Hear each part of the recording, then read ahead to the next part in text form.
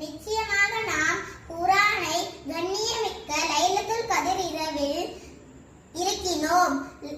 கண்ணியமிக்க இரவு 1000 மாதங்களை விட மிக மேலானது.